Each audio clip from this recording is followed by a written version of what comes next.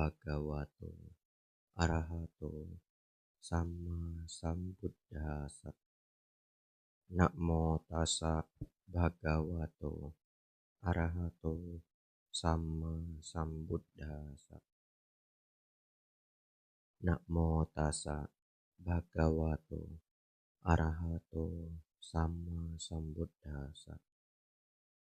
Kalena dhamma sakacca eta manggala mutaman. Kemarin kelasnya serius, seperti belajar di sekolah. Tapi kemarin belum sempat tanya jawab dhamma. Oleh karena itu, hari ini ceramahnya semua berbentuk pertanyaan. Kalau ada waktu, Bapak Ibu bisa tanya juga. Tapi sebelum Bapak Ibu tanya, saya sudah siapkan 7 pertanyaan. Saya tanya sendiri, jawab sendiri. Tapi kita coba dulu yang nomor 1. Mana tahu Bapak Ibu bisa jawab. Ya. Bapak Ibu Saudara,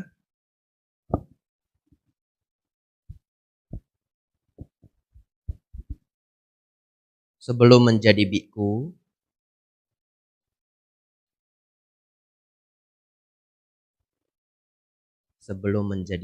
bahkan barangkali 3 tahun sebelum saya berangkat menjadi biku, saya senang sekali dana makan Bapak Ibu. Jadi kalau saya ada di kota Medan, saya usahakan dana pagi, dana siang. Tapi kalau saya sedang di luar kota, tidak ada biku, ya tidak bisa berdana. Kadang saya ganti, saya fungsen ikan. Bapak Ibu Saudara, ketika itu setiap kali saya berdana, saya membuat 2 tekad. Tekad yang pertama, semoga saya bisa lancar menjadi biku. Karena saya tahu ingin menjadi biku itu tantangannya banyak sekali. Bapak Ibu yang mungkin belum pernah lama menjadi samanera atau belum pernah menjadi biku, tidak semudah yang dibayangkan. Bahkan ada umat Buddha yang sudah standby. Rumah sudah dijual Bapak Ibu Saudara. Mobil sudah dijual. Jangan-jangan tabungan sudah dibagi. Terus berangkat jadi samanera, ingin menjadi biku. Tapi di tengah perjalanan muncul masalah yang besar. Mau tidak mau, tidak jadi menjadi biku. Lalu Bapak Ibu Saudara, tekad yang kedua. Tekad yang kedua yang saya buat adalah semoga setelah menjadi biku, saya selalu bisa mendapatkan guru yang terbaik. Itu tekad setiap berdana dalam hati. 2 itu. Semoga bisa lancar menjadi biku. Semoga selalu bertemu guru-guru yang terbaik dalam hati. Lalu Bapak Ibu Saudara, saat ini saya sudah menjadi samanera dan biku, kita sebut pabajita, hampir 9 tahun. Dan kedua tekad itu benar-benar berbuah. Bapak Ibu Saudara, bahkan dulu saya diajak untuk jadi samanera di Wihara Mendut. Saya tidak tahu kalau di Wihara Mendut itu adalah tempat Sangga Pamokah pimpinan Sangga. Saya benar-benar tidak tahu. Jadi saya beruntung sekali. Begitu masuk, langsung bertemu dengan pimpinan Sangga. Kenapa beruntung Bante? Ya, namanya dekat sama pimpinan. Kadang-kadang semua jadi gampang. Jangan dibocorin ya. Kalau kita punya harapan, kita sampaikan ke beliaunya, beliau yes, semua yang dibawa ikut yes toh. Yang penting beliau yes saja. Semua yes. Bayangkan ketika saya sama Nera misalkan. Bante, saya perlu kunjungan ke Bali. Lalu beliaunya bilang, oh ya, nanti saya sampaikan ke murid saya di sana. Siapapun murid beliau yang disampaikan, pasti semuanya beres. Betul ya? Tapi saya tidak pilih Bapak Ibu. Karma yang membawa saya di sana. Dan masih tinggal di sana sampai hari ini. Lalu Bapak Ibu, panjang sekali ceritanya, saya skip. Ya. Setelah melewati banyak sekali hal, akhirnya masuk namanya LPS, Lembaga Pendidikan Sangga.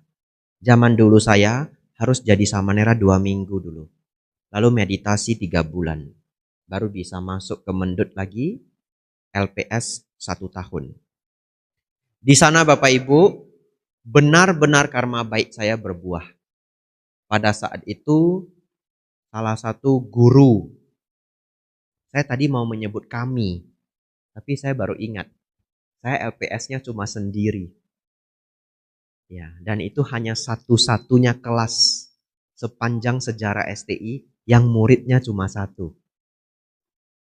Pernah terjadi muridnya 1, tapi cuma beberapa bulan. Awalnya muridnya 3.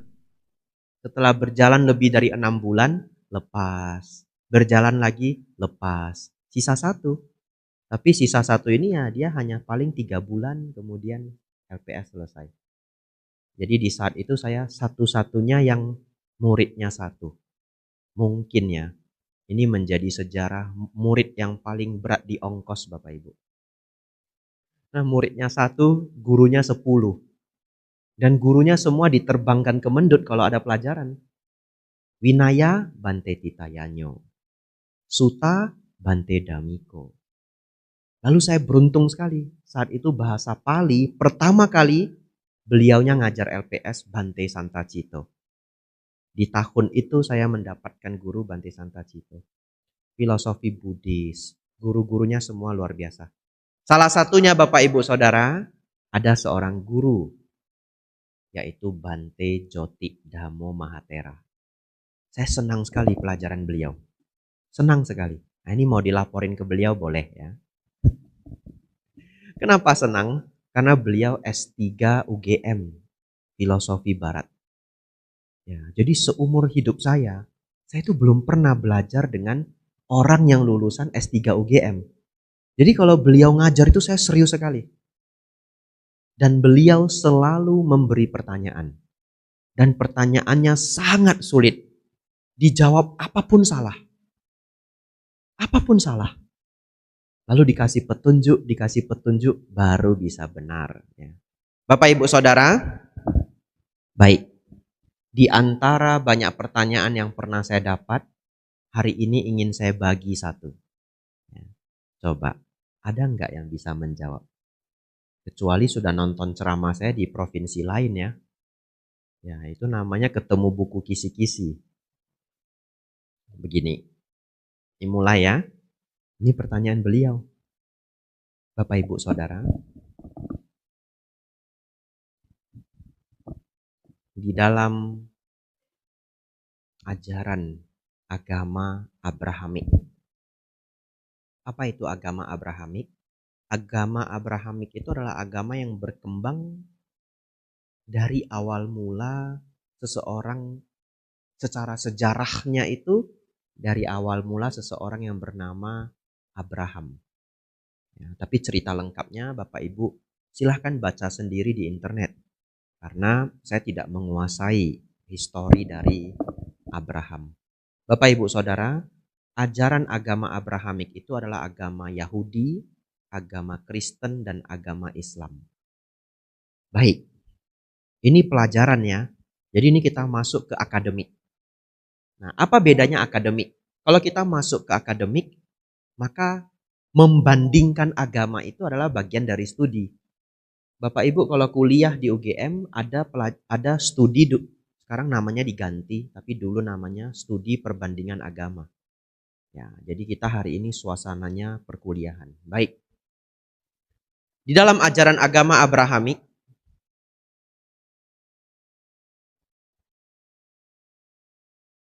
ajaran ini berpusat dengan cara berpikir paling mendasar adalah Tuhan. Artinya apa? Artinya semua kembali kepada Tuhan. Ini adalah core teaching, sumber ajaran utama. Saya beri contoh. Dalam ajaran Abrahamik, kenapa seseorang tidak boleh mencuri? Walaupun ada alasannya, karena tidak baik, karena merugikan. Tapi alasan yang paling mendasar adalah karena itu dilarang oleh Tuhan. Saya beri contoh kedua. Misalkan ada makanan yang tidak boleh dimakan. Ya, banyak sekali makanan tidak boleh dimakan. Atau minuman yang tidak boleh diminum. Ketika makanan ini dikatakan tidak boleh dimakan, biarpun ada landasan-landasan ilmiahnya, tapi dasar berpikir paling dasarnya itu bukan landasan ilmiah itu. Contoh, misalkan ada satu jenis makanan tidak boleh dimakan. Kenapa tidak boleh dimakan?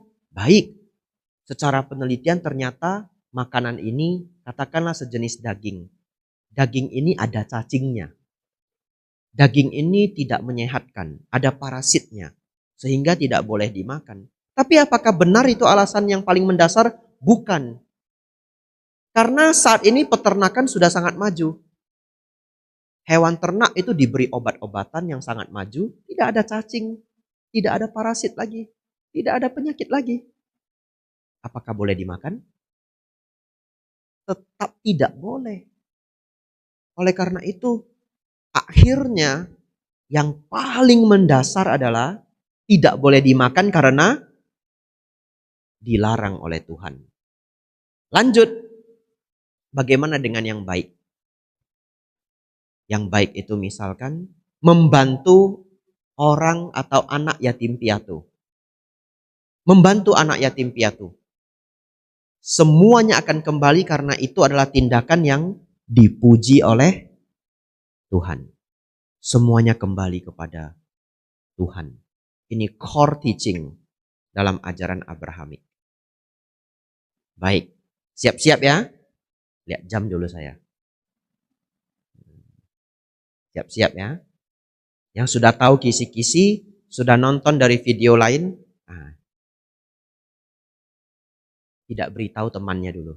Biar temannya putar otak. Biar Anda tahu rasanya dulu saya belajar dengan beliau. Siap-siap ya. Bapak, Ibu, Saudara, apa yang menjadi core teaching dalam Buddhisme? Sehingga apapun pertanyaannya, dijawab dengan ini benar langsung. Kalau dulu beliau bertanya seperti ini, terus beliaunya nunggu. Beliau bisa nunggu sampai 15 menit. Dan kita boleh jawab berapa kali pun.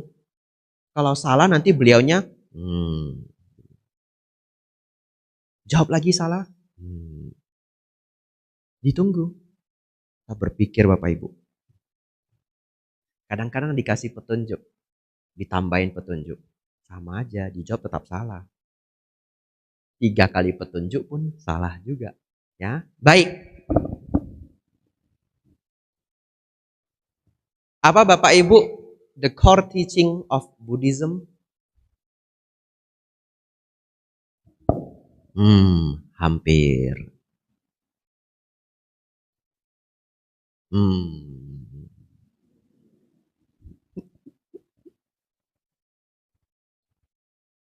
Harus yang paling mendasar. Hampir aja nggak boleh. Hampir itu sudah hampir benar. Tapi hampir pun nggak boleh.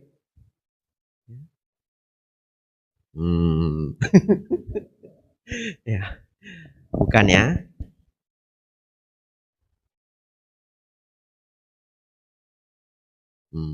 Hampir, hampir.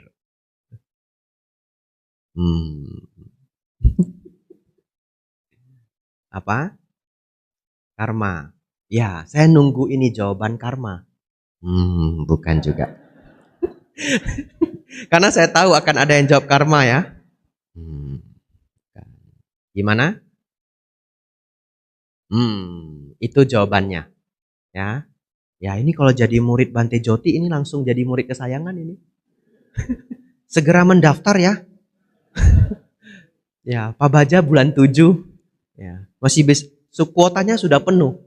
Tapi kalau berpikir tidak pulang lagi, kita geser-geser kuotanya. Baik, Bapak Ibu Saudara, seperti itulah kelas Bante Joti. Sangat seru. Ditungguin. 15 menit juga ditungguin. Ya. Nah, tapi hari ini saya melawan 200 orang otak gitu. Ini 200 otak ini. Kalau dulu saya 1 otak. Betul ya? Mikir. Kalau bisa benar, beliaunya senang sekali. Susah sekali untuk benar. Bapak Ibu Saudara, ada peserta hari ini pendengar. Ya, murid dhamma itu sering disebut pendengar, sawaka. Ya, sebabnya tadi saya bilang pendengar gitu, agar Bapak Ibu tidak terkejut. Di Thailand, umat Buddha disebut sawok dari kata sawaka. Ya, artinya pendengar. Nah, Bapak Ibu, jawabannya adalah adosa, aloba, amoha. Tadi ada yang jawab nibana. Hampir. Karena adosa, aloba, amoha itu adalah nibana. Betul ya? Ada yang jawab bebas dari kotoran batin. Hampir. Karena adosa, aloba, amoha itu bebas dari kotoran batin. Tapi kalau belajar dengan beliau harus yang gak bisa lagi dipecah. Ngerti ya? Udah yang paling ground. Udah yang paling bawah. Dicari lagi yang lebih bawah, gak ada. Maklum, S3 filsafat. Ya. Adosa, aloba, amoha. Kita tes ya. Kita tes. Baik. Bante, kenapa ya Bante? Dalam ajaran Sang Buddha kita tidak boleh mencuri. Kalau Bapak Ibu kasih jawaban, mencuri itu ada karma buruknya. Kalau kamu ambil barang orang hari ini, nanti di kehidupan yang akan datang barang kamu bisa diambil juga. Kamu bisa susah cari nafkah, rezeki bisa kurang. Lalu kalau orangnya menjawab begini, Anda mau bagaimana? Gak apa-apa, nanti baru dipikir. Nah, susahnya hari ini, saya ambil dulu, besok saya berdana ke wihara. Nah, mateng kita. Kan katanya air garam, asin ditambah air, tawar. Barangnya tak jual dulu. Besok saya berdana ke wihara. Nyicil. 1000. Tidak. Dalam dharma karena begitu Anda mencuri, Anda mengotori batin Anda. Dalam batin muncul keserakahan. Dalam batin kalau keserakahan muncul akan memicu kemarahan. Dosa loba moha akan muncul. Dan awal mencuri 1 kali itu akan jadi 2 kali.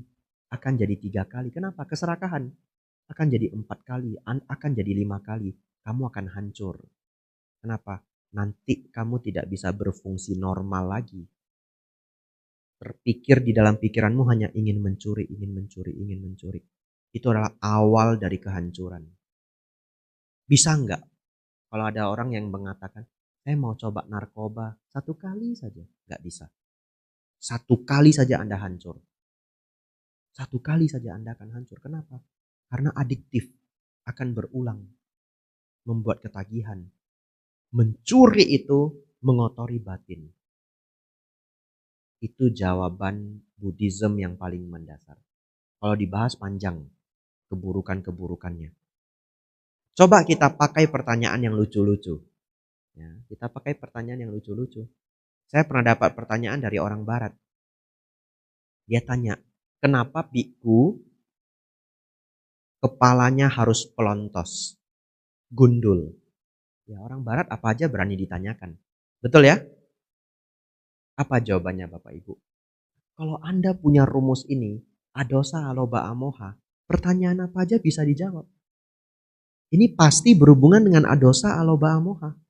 Oh, rambut kami itu dicukur sebulan sekali supaya apa? Supaya tidak melekat dengan badan jasmani. Supaya tidak muncul keserakahan, muncul ego. Oh saya tampan, oh saya masih muda, oh saya masih keren. Itu hilang semua. Kita sedang berlatih mengurangi dosa loba moha. Kenapa meditasi Bapak Ibu? Mengurangi dosa loba moha. Kenapa merawat 5 sila?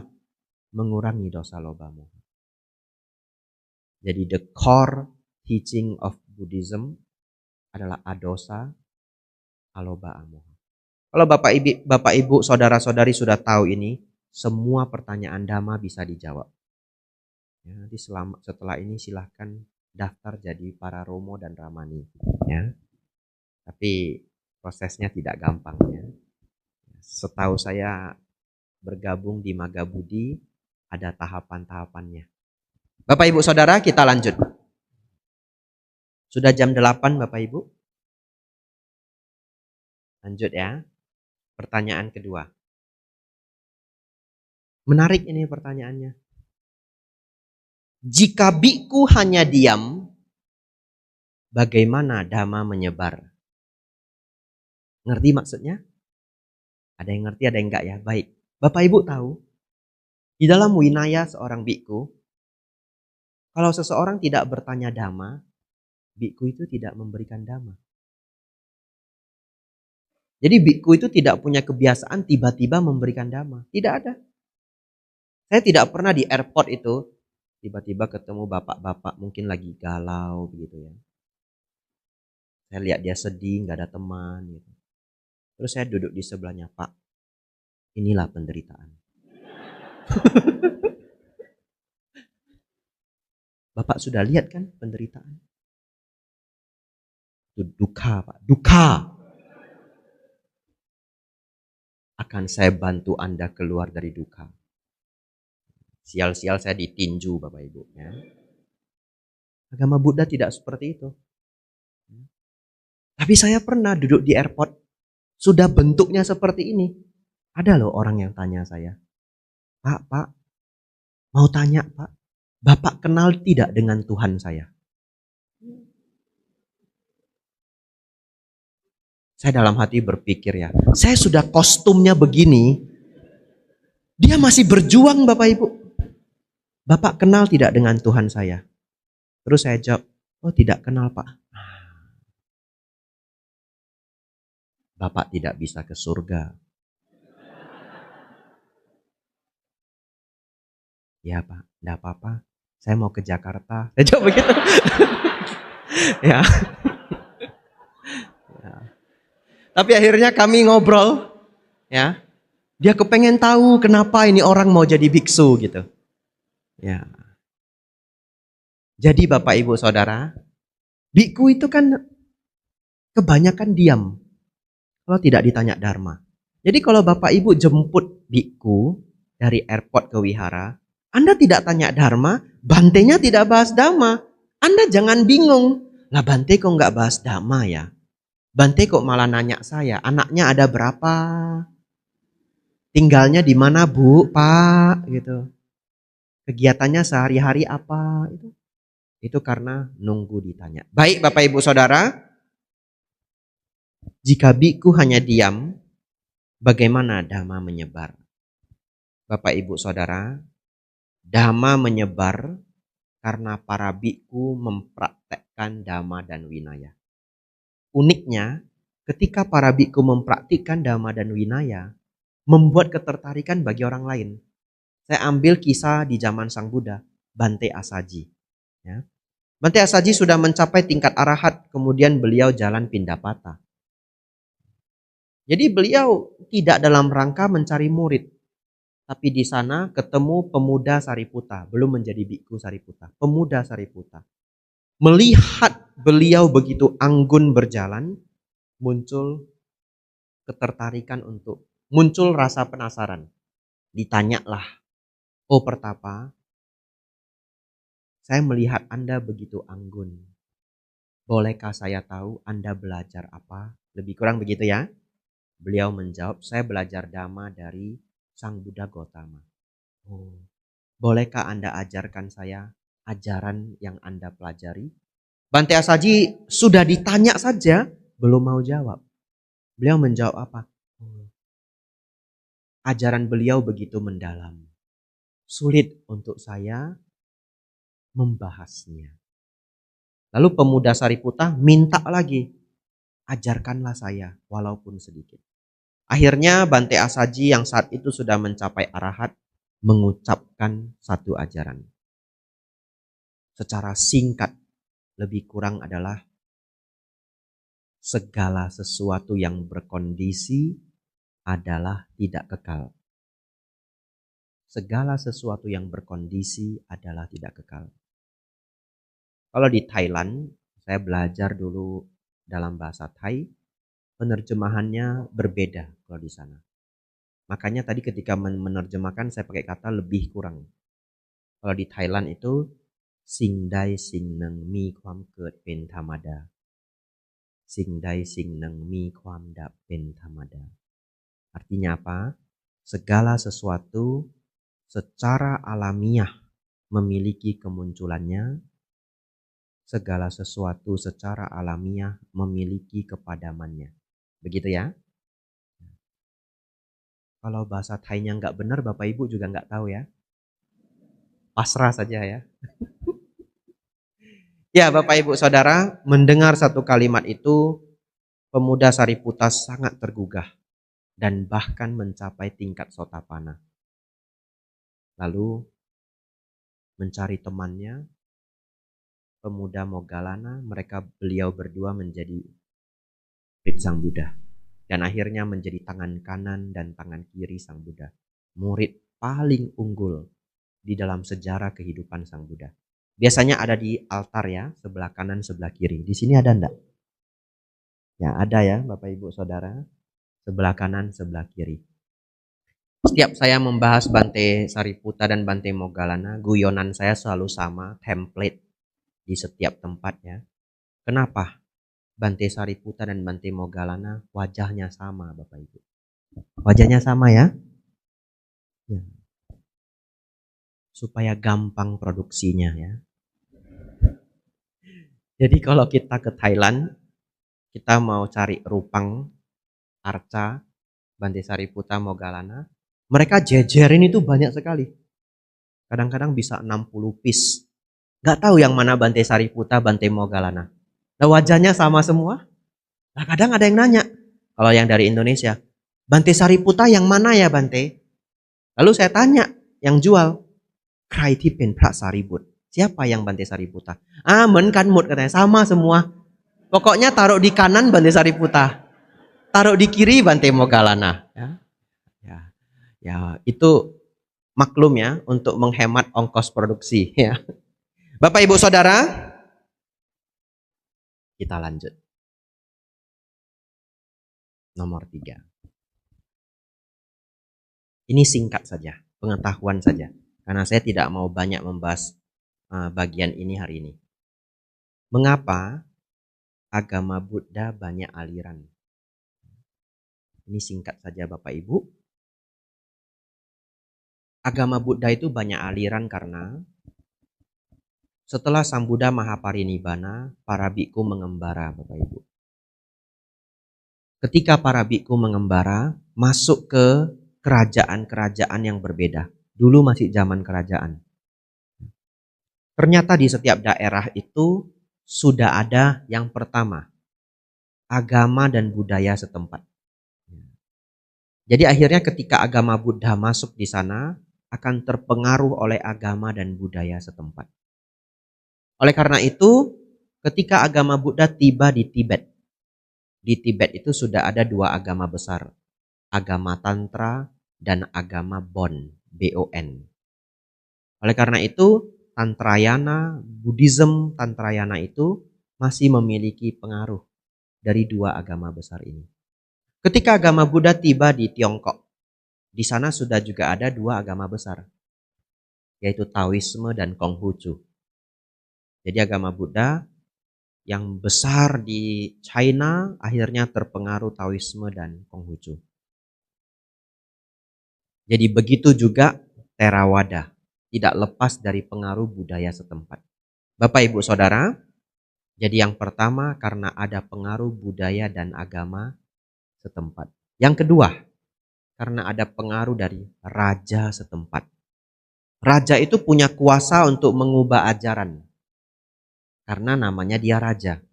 Kalau dia mau ubah, sama kitabnya pun berubah. Dan tidak akan ada yang berani komplain. Ya. Yang ketiga, karena guru besar. Bapak Ibu bayangkan, dalam 100 tahun, itu bisa muncul 3 generasi. Betul?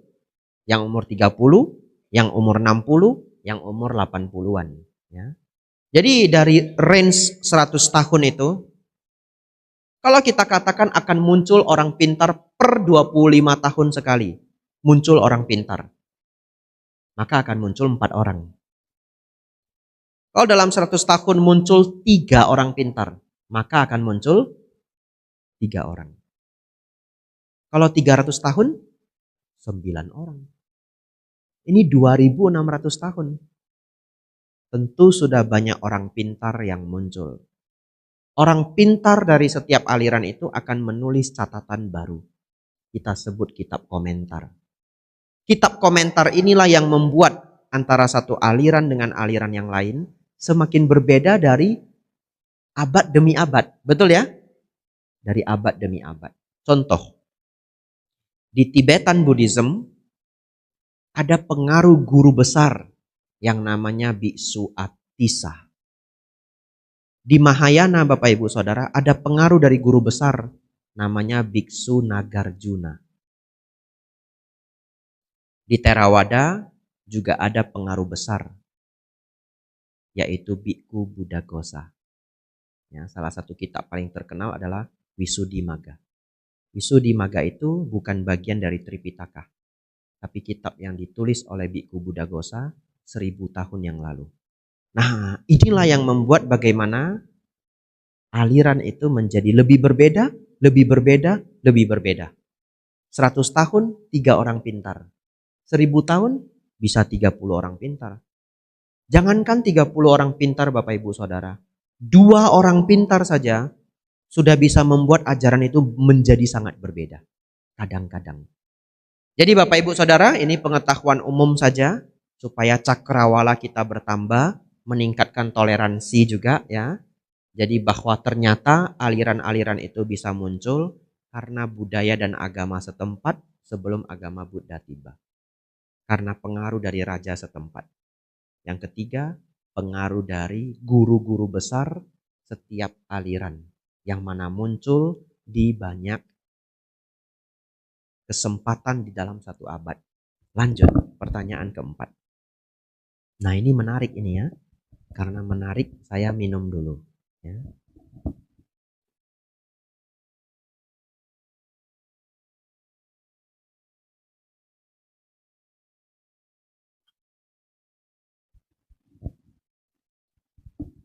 Baik Bapak Ibu Saudara, ini bagian yang menarik. Dulu,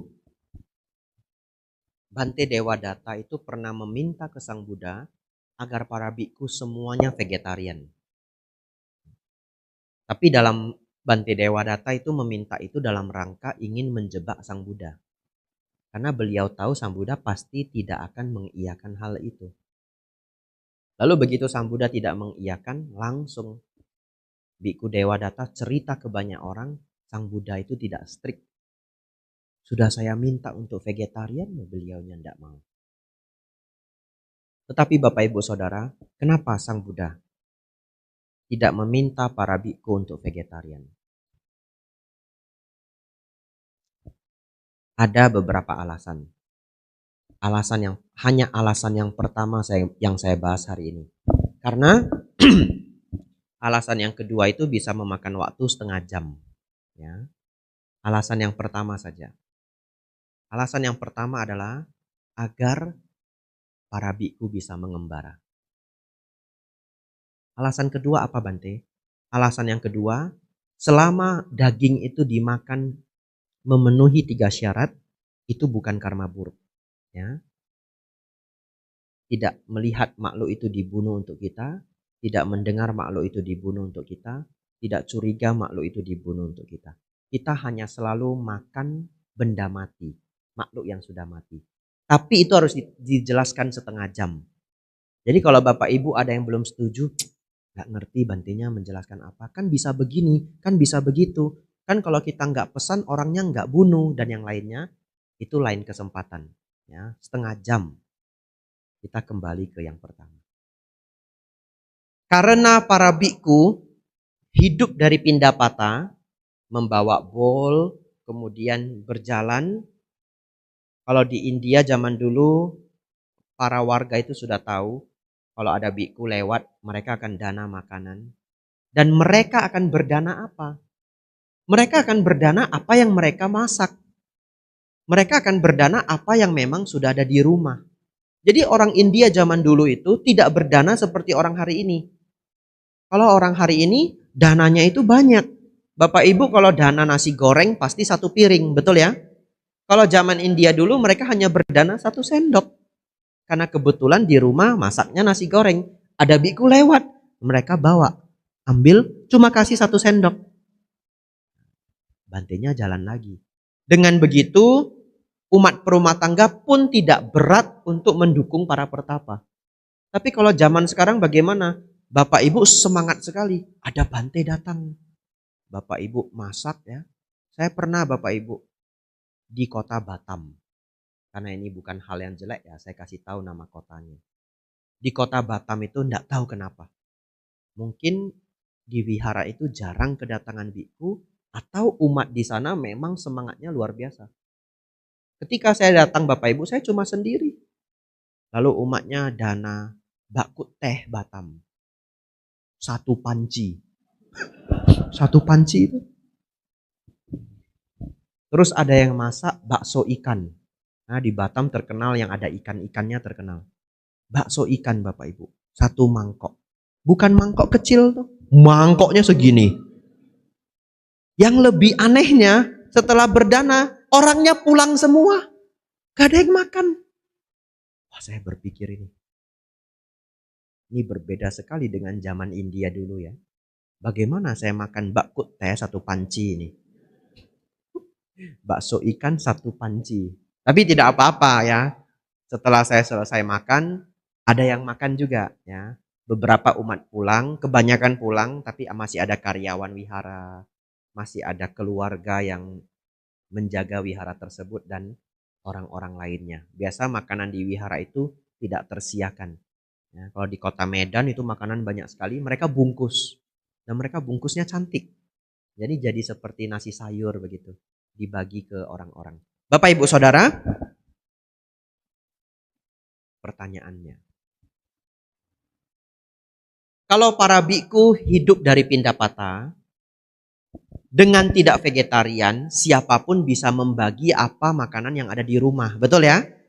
Jadinya tidak memberatkan. Para biku bisa mengembara. Sampai dimanapun tidak khawatir tidak dapat makan. Karena siapapun bisa berdana makan. Setuju Bapak Ibu? Setuju. Agama Buddha menyebar dari India naik ke atas. China, Jepang, Korea, turun ke bawah.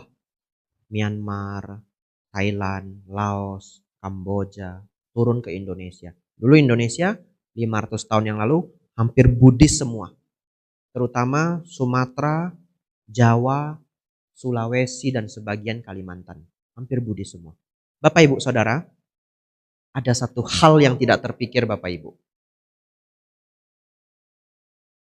Bagaimana jika biku itu datang di desa, kota yang baru, tidak pernah ada biku, tidak pernah ada pindapata.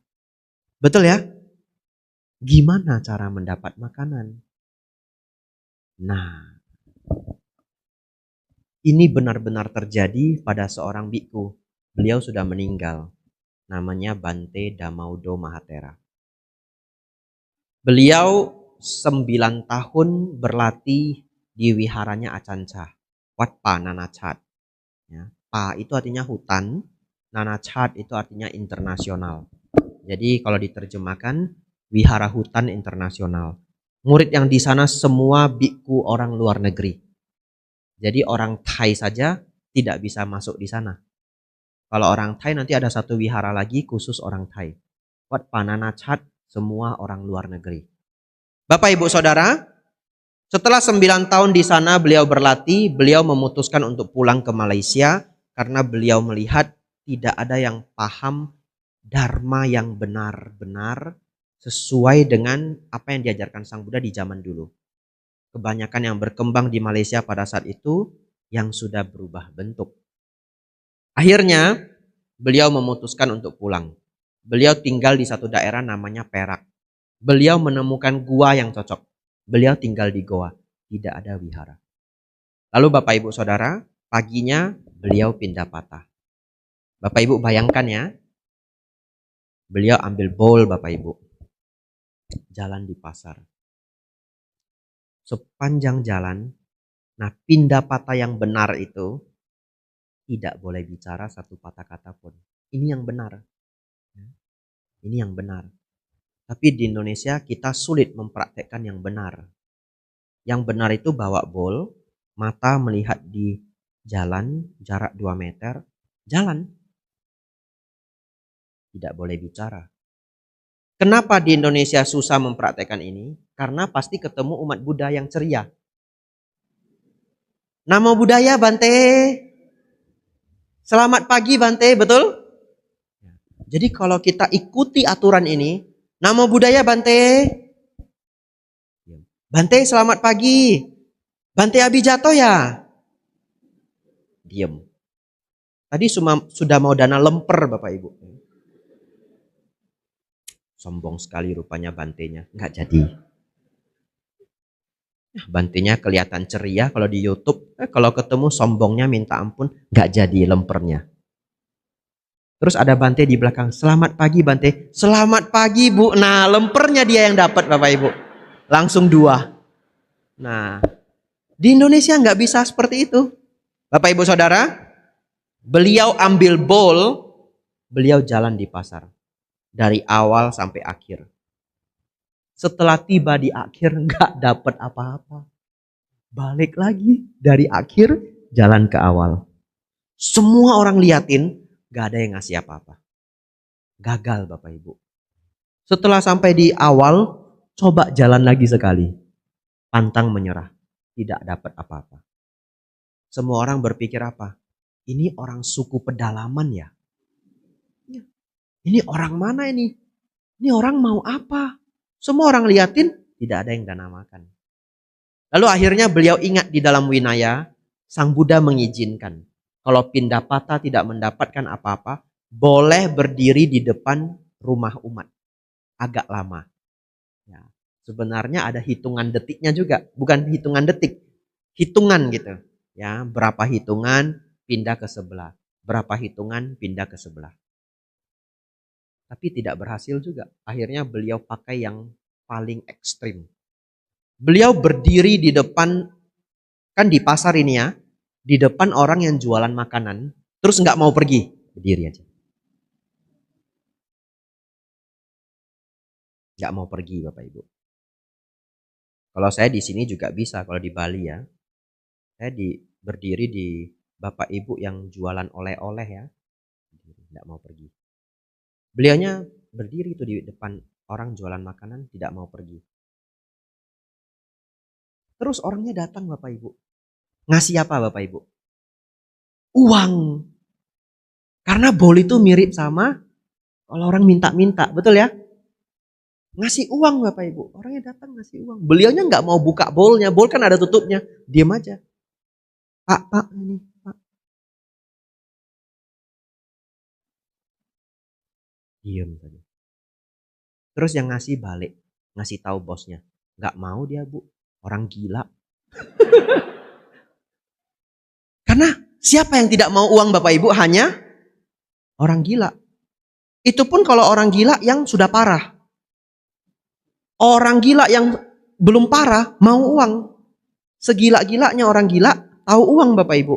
Lah Bante kok tahu? Saya kuliah psikologi. Dulu saya prakteknya di rumah sakit jiwa. Begitu kami ketemu Bapak Ibu tahu orang, kalau sekarang harus bilang ODGJ. Tapi saya ingin menyampaikan ke komunitas ODGJ juga. Gila itu adalah bahasa yang sopan di zaman dulu. Gila dalam bahasa Pali artinya sakit. Ya, kalau di Sekya itu nak gila nasa, kalau tidak sakit. Semua peraturan winaya di Sekya itu nak gila nasa, kalau tidak sakit. Ya. Biku harus begini, biku harus begini, kalau tidak sakit. Kalau sakit tidak apa-apa. Bapak Ibu Saudara, jadi di Indonesia ini kita sudah memanggil mereka yang sakit jiwa dengan bahasa yang paling lembut di zaman dulu. Dia sakit. Gila itu sakit umum. Demam itu gila. Ya, sakit kepala itu gila. Bahasa Pali ya. Ya, tapi lama dipakai bahasa itu sekarang sudah terkesan kasar lagi. Sekarang sudah ganti bahasa baru ODGJ. Begitu ya. Baik Bapak Ibu Saudara. Orangnya ini kasih uang gak mau.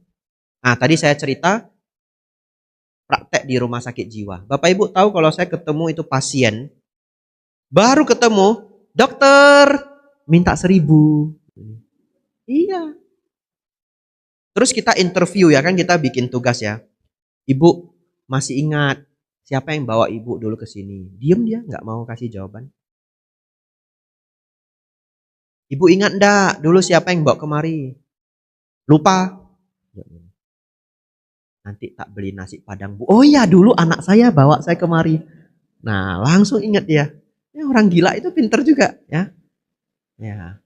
Tapi kalau yang sudah parah, yang di belakang, yang di kerangkeng, nggak ngerti apa-apa lagi. Uang sudah nggak laku. Bapak Ibu Saudara, orangnya balik. Dia nggak mau. Gila ini orang, duit juga nggak mau. Dia diam aja. Itu orangnya mau apa sih? Agak lama mereka diskusi, beliaunya nggak mau pergi. Dia. Akhirnya ada yang kreatif Bapak Ibu. Datang bawa kue. Nah, begitu kue mendekat, langsung tutup bol itu terbuka Bapak Ibu. Sret. Tidak ngomong apa-apa, buka ini sret. Kue masuk. Begitu masuk, tidak ada ucap thank you, tidak ada. Itu pendapat yang benar. Ya, tutup lagi. Jalan ke sebelah. Orangnya bingung liatin. Bayangkan Bapak Ibu ngasih ke seseorang yang dianggap aneh ya. Kasih kue, nggak thank you, nggak terima kasih, nggak ada matur nuwun ya. Pergi dia ke sebelah. Pasti kita lihat, opo orang ini ya. Aneh bener.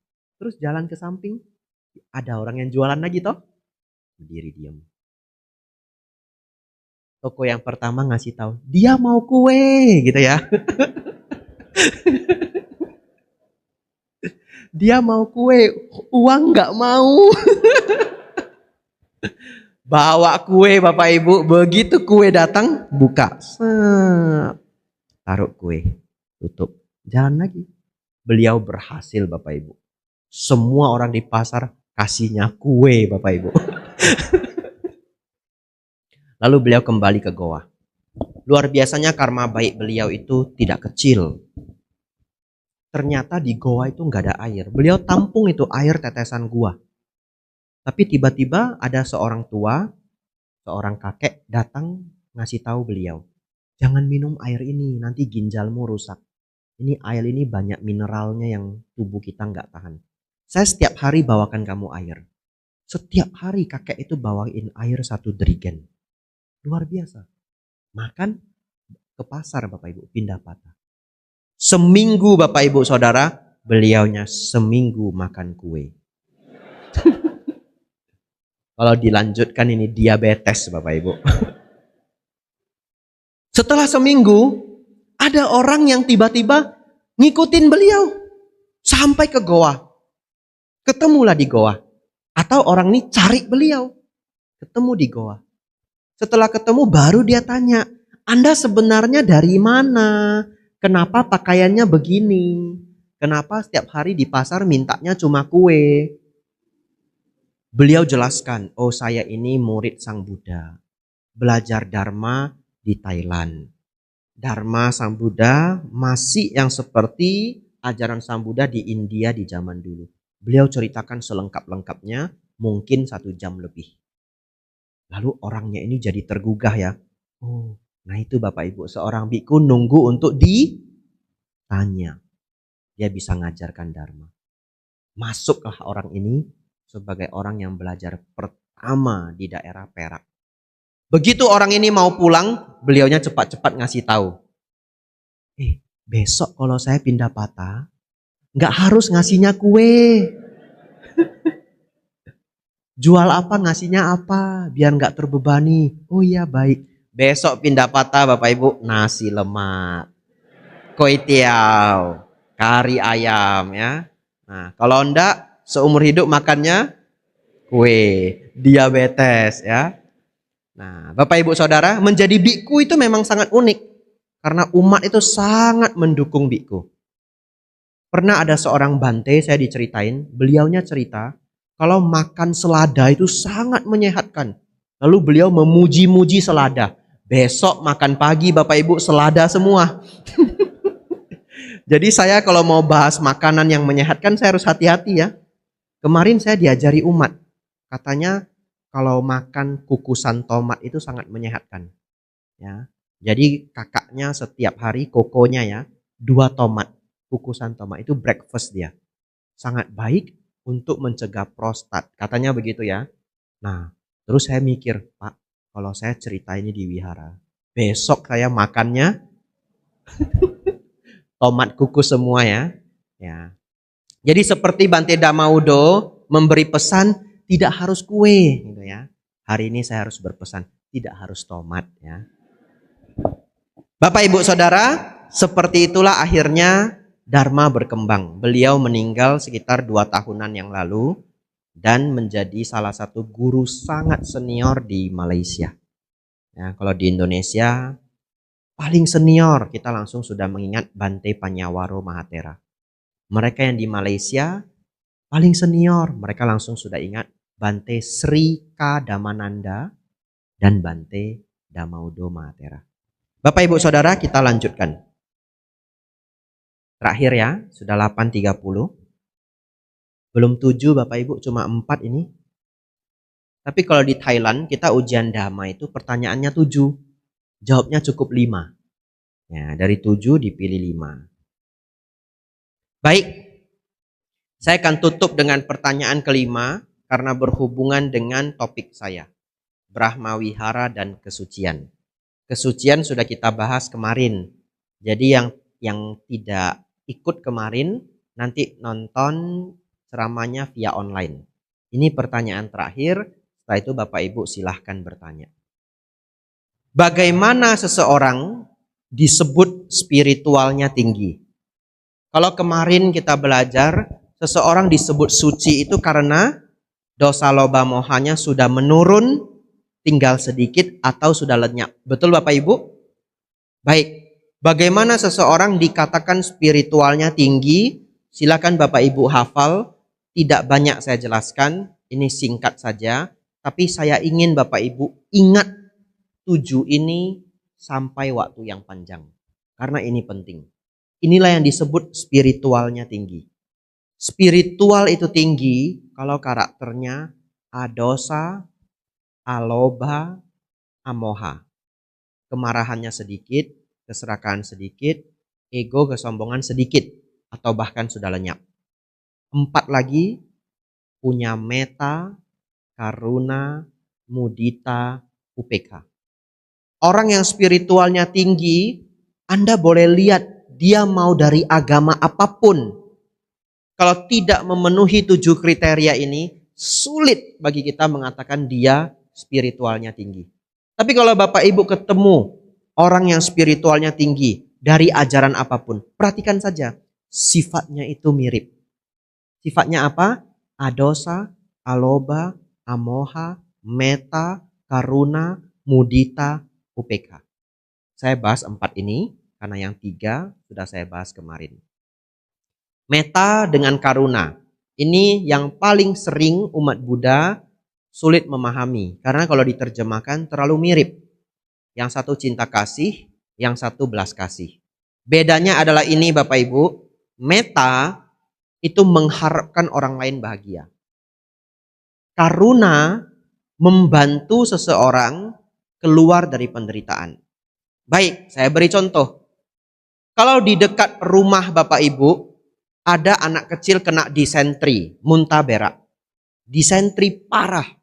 Dan anak balita itu kalau kena disentri parah bisa meninggal Bapak Ibu. Ya, jangan menganggap remeh disentri pada anak. Lalu, karena keluarganya keluarga ini kesulitan membawa anaknya untuk ke rumah sakit, Bapak Ibu inisiatif. Saya bawa aja ke rumah sakit. Biaya saya yang tanggung. Itu metta atau karuna Bapak Ibu? Karuna. Karena ingin membebaskan seseorang dari penderitaan. Kalau metta bagaimana Bante? Ingin makhluk lain bahagia. Dia tidak harus menderita.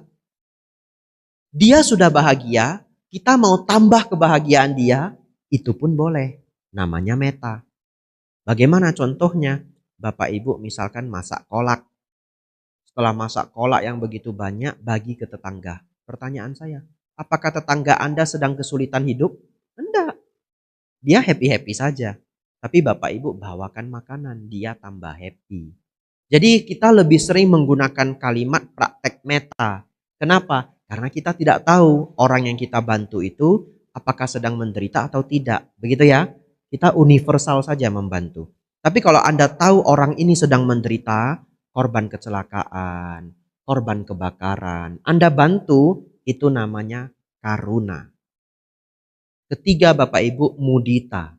Mudita itu senang melihat orang lain bahagia. Senang melihat orang lain sukses. Ini kelihatan sepele Bapak Ibu. Tapi saya beritahu Anda, ini adalah rahasia hidup bahagia. Ya. Rahasia hidup bahagia itu adalah membuang kecemburuan. Sebenarnya kalau umat Buddha itu mengerti hukum karma, tidak selayaknya punya sifat cemburu dan iri hati. Kenapa? Karena tidak masuk akal. Tidak masuk akal. Apa maksudnya tidak masuk akal? Kalau hari ini rumahnya 2 kali lebih besar dari rumah kita. Mobilnya 3 kali lebih mahal dari mobil kita.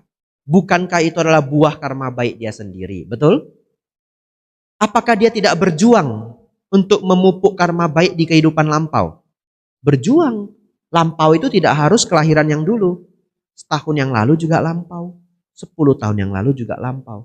Bante, wong dia lahir saja keluarganya sudah suge, sudah kaya, yaitu berarti karma baik kehidupan kelahiran sebelumnya. Tetapi kalau kita mengerti hukum karma, tidak masuk akal kita itu punya sifat iri hati. Karena setiap orang itu hanya menikmati buah dari perjuangannya. Bante, dia senang banget dia Bante terlahir pintar. Dia belajar 3 jam saja nilainya sudah 9. Saya belajar Bante sudah 5 hari. Nilainya 6,5. Mau nyontek tidak berani, kata Bante itu nanti karma buruk. Ya, Anda melihat dia terlahir pintar saat ini.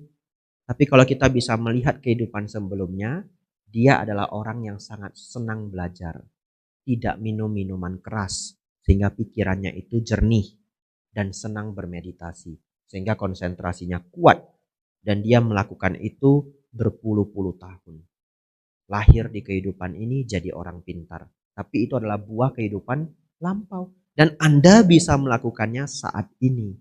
Bagaimana Bante supaya saya terlahir di kehidupan akan datang semakin pintar dari hari ini? Rajin bermeditasi. Rawat 5 sila. Jangan minum minuman keras. Jangan menyiksa makhluk lain supaya kita tidak terlahir cacat.